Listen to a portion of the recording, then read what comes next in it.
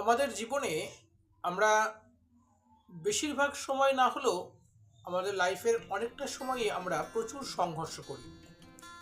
এই সংঘর্ষ থেকে বা লাইফের জীবন সংগ্রাম থেকে জ্যোতিষ শাস্ত্র অনুসারে খুব সংক্ষেপে কি করলে আমরা এখান থেকে মুক্তি লাভ করতে পারি, নিজের জীবনকে সুন্দর করতে পারি, তারই আলোচনা করব খুব সংক্ষেপে।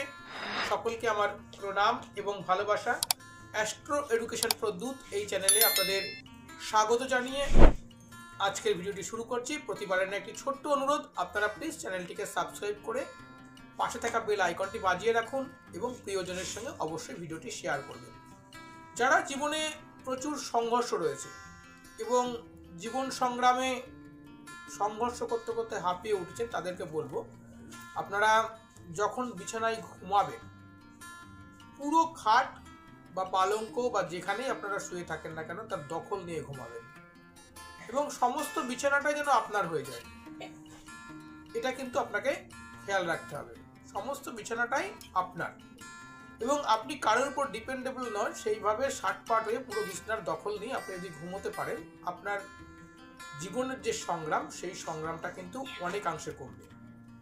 আর কি করবেন, আপনারা অবশ্যই জীবন সংগ্রাম থেকে মুক্তির জন্য পূর্ব দিকে মুখ করে নয়, আপনারা উত্তর দিকে মুখ করে আপনাদের আহার গ্রহণ করবেন।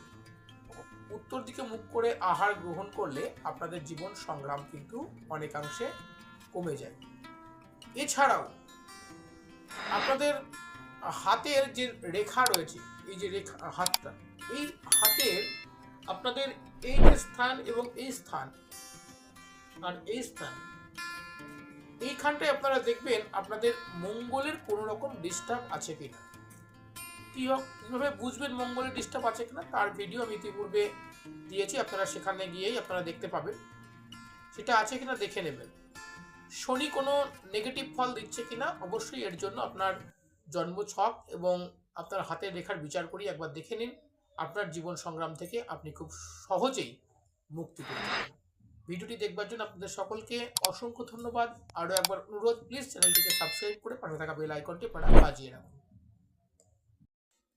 আপনি রোগে কষ্ট পাচ্ছেন, সন্তানের লেখাপড়া নিয়ে দুশ্চিন্তা করছেন, মামলা মকদ্দমায় ফেঁসে গেছেন, সংসারের আর্থিক শ্রীবৃদ্ধি কিছুতেই হচ্ছে না, যে কোনো সমস্যার জন্য আজই যোগাযোগ করুন আমাদের সাথে এই ফোন নাম্বারে।